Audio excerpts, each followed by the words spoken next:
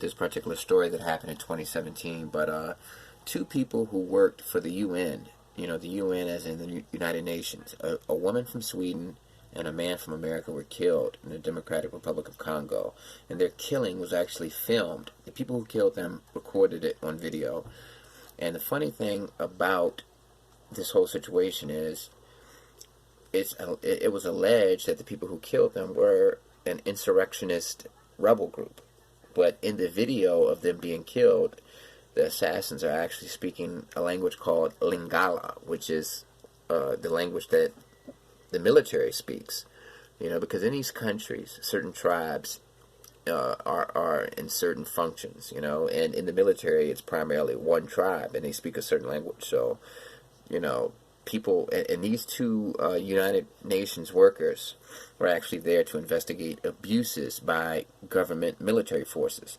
So they were actually there to make sure that during this period of violence that emerged in 2016 after a traditional chief was killed, they were there to make sure that the military of the government wasn't committing abuses. And unfortunately, they were kidnapped on a road by armed gunmen, and they were murdered. And the woman was decapitated, and it was absolutely terrible. But the people who were responsible for it have been sentenced to death.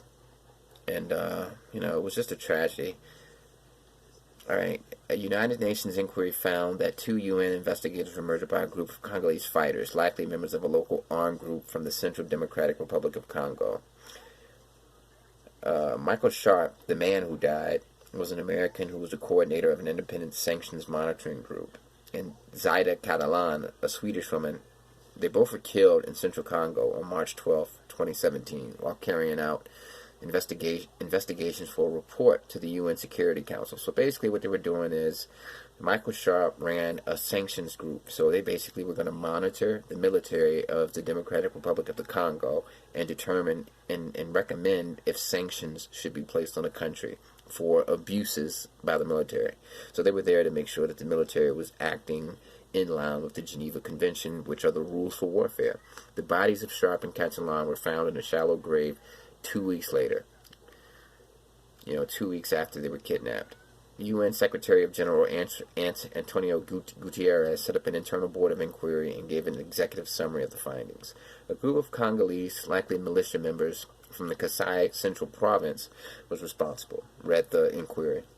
It also found that there was a reasonable likelihood that the killings were committed after consultation with other tribal actors, meaning that the people who did these killings consulted with their tribal leaders, because, like I said, in 2016 a wave of violence occurred in this particular area because a local tribe leader was killed.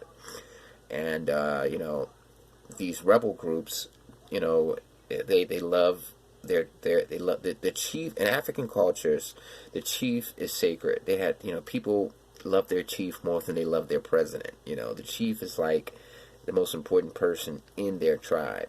That's the leader, the spiritual leader of their tribe. So if somebody kills their chief, that's like killing their god. So this rebel group, the story was the rebel group was upset and wanted revenge, so they killed these 2 United Nations workers. But in Africa, it's common for games to be played, for things like this to be strategized. Like the government could have set all of this up, and they might be blaming these rebel groups because that's just how things go in Africa sometimes. It's called dirty tricks. They'll set something up to make it look like this group did it, but the whole time they did it. And like I said, why are they speaking Lingala?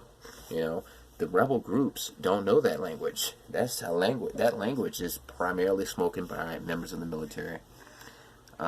Many analysts say the grainy video of the murders raises more questions than it answers, such as why one of the assassins from the Chiluba-speaking armed group gave orders in Lingala, which is the language of Western Congo in the army. So it's like a conspiracy. A Congolese military prosecutor has said there was no evidence Congolese forces were involved in the murders. But then again, there's a lot of corruption out there. It's naturally my intention with the Congolese government and with the Security Council for the criminals to be punished. Gutierrez, the guy with the top dog at the UN, told reporters.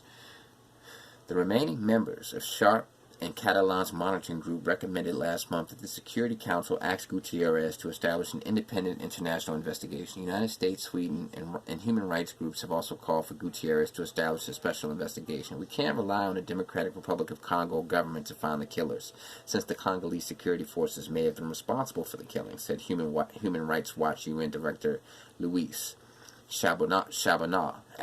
Al Jazeera's Rosalind Jordan, reporting from the UN in New York, said that Gutierrez is going to present at least 3 recommendations to the UN Security Council in the coming days on how best to hold those responsible into account. But basically, the people who have been deemed responsible by the Democratic Republic of Congo have been sentenced to death. Among the main accused was a colonel, who prosecutors say colluded with the militiamen, providing them with ammunition. He has denied the charges, and his lawyers say the trial is a setup. Mawimbi was among those originally facing the death penalty, but instead was resentenced to only 10 years in jail for disobeying orders and a failure to assist a person in danger. So basically, this guy was sentenced because he was just watching these murders take place.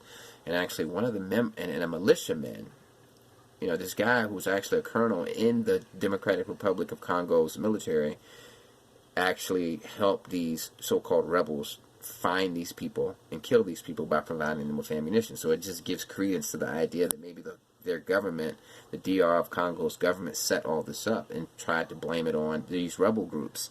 That happens a lot. Well, rest in peace to these people. It just goes to show you the dangers of Americans and people from the West entering into these dangerous conflict areas. The Democratic Republic of Congo has been a conflict area for a long time. If you're familiar with the genocide in Rwanda that happened in 1994, the Hutus killed the Tutsis in large numbers and were trying to wipe them out as a race. After things had turned for the better and the Tutsis were able to save themselves and they pushed the Hutsis out, the Hutsis migrated to the Democratic Republic of Congo and actually started some conflicts there, and these conflicts are still going on.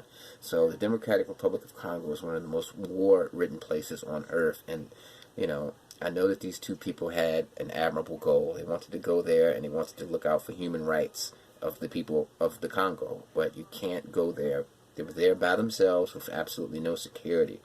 And the sad thing about it is when they were killed on video, the people who killed them actually did these ceremonial, ritual, voodoo type, ceremonial things to their bodies. So it's deep. Don't go to certain places. Peace.